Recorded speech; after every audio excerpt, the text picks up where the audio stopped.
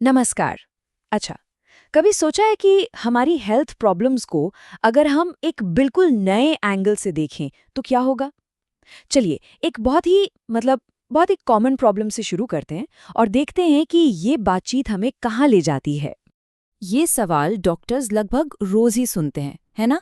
कि भाई सुबह वॉक के बाद लोअर बैक में एक अजीब सा दर्द होने लगता है, या फिर बस कुछ घंटे खड़े क्या रह लिए, ऐसा लगता है कि बस अब बैठ जाओ। ये एक्सपीरियंस हम में से बहुत सारे लोगों ने कभी ना कभी तो किया ही होगा। और बात यह है कि ये प्रॉब्लम सच में बहुत कॉमन है। मतलब ये किसी भी उम्र के इंसान को हो सकती है। और शुरुआत में तो पता भी नहीं चलता, हल्का फुल्का दर्द या अकड़न होती है जिसे हम अक्सर इग्नोर कर देते हैं।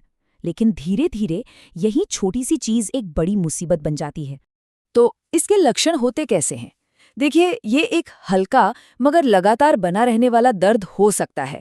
जानते वो वाला दर्द जो बैठने पर थोड़ा ठीक लगता है, या फिर कभी-कभी एकदम तेज चुभने वाला दर्द जो सीधा पैरों तक जाता है।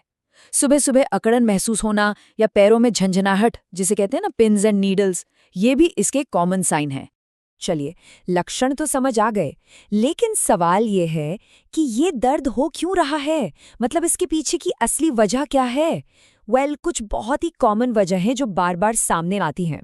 सबसे पहला और सबसे बड़ा कारण है हमारा खराब पोस्चर। इसको ऐसे समझिए, जैसे ब्लॉक्स का एक टावर होता है ना। अगर सारे ब्लॉक्स एक के ऊपर एक सीधे रखे हों तो टावर एकदम स्टेबल रहता है, लेकिन जैसे ही आप उसे थोड़ा सा भी झुकाते हैं, पूरा स्ट्रक्चर डगमगा जाता है।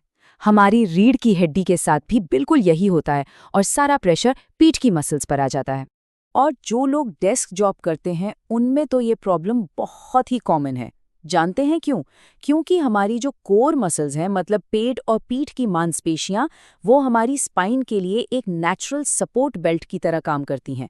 और जब ये मसल्स ही कमजोर हो जाएं, तो सारा बोझ रीढ़ की हड्डी पर आ जाता है, जिससे थकान और दर्द होना तो लाजमी है।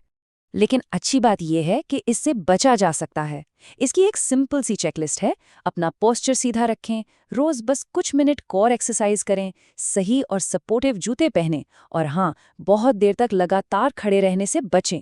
ये छोटे छोटे बदलाव हैं, लेकिन यकीन मानिए ये बहुत बड़ा फर्क ला सकते हैं। और यहीं से बात एक बहुत इंटरेस्टिंग मोड़ लेती है। देखिए, अभी तक हम सिम्टम्स और उनके सॉल्यूशंस की बात कर रहे थे, लेकिन क्या हम एक ज्यादा बड़ा सवाल पूछना भूल रहे हैं? सवाल यह है कि क्या हम सिर्फ दर्द को दबा रहे हैं, या फिर हम उस असली वजह को ठीक कर रहे हैं जहां से ये दर्द शुरू हो रहा है? इसको समझने के लिए दो अप्रोच हैं। पहली है सिम्टम फोकस्ड केयर, मतलब दर्द हुआ और पेन किलर ले ली। इससे तुरंत तो आराम मिल जाता है, पर ये एक टेम्परेरी फिक्स है। और दूसरी अप्रोच है रूट कॉज केयर। ये इस क्यों पर फोकस करती है कि दर्द हो ही क्यों रहा है। ये पोस्चर और मसल्स की कमजोरी जैसी असली वजहों पर काम करती है, ताकि एक परमानेंट सोल्यूशन मिल सके। तो पॉइंट ये है कि सिर्फ सिम्टम का इलाज करने से आगे बढ़कर प्रॉब्लम की जड़ तक पहुंचना जरूरी है। और यही एक इंटीग्रेटेड और होलिस्टिक हेल्थ केयर अप्रोच का कोर आइडिया है। ये सिर्फ शरीर के एक हिस्से को नहीं, बल्कि पूरे इंसान को एक साथ देखता है। अब ये सुनने में तो बहुत अच्छा लगता है ना? लेकिन प्रैक्टिकली ये होता कैसे है? चलिए, इसे एक रियल वर्ल्ड एग्जाम्पल से समझते हैं। अर्का अनुग्रह हॉस्पिटल के केस स्टडी को देखते हैं कि ये फिलॉसफी असल में काम कैसे करती है।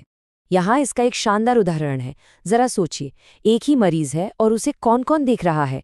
एक ऑर्थोपेडिक सर्जन, एक सीनियर फिजियोथेरेपिस्ट जो रिहैबिलिटेशन पर काम कर रहा है, एक इमोशनल वेलनेस कोच जो मेंटल हेल्थ को समझ रहा है, और एक फंक्शनल मेडिसिन प्रैक्टिशनर जो पूरे बॉडी सिस्टम को देख रहा है। यही होती है एक इंटीग्रेटेड टीम।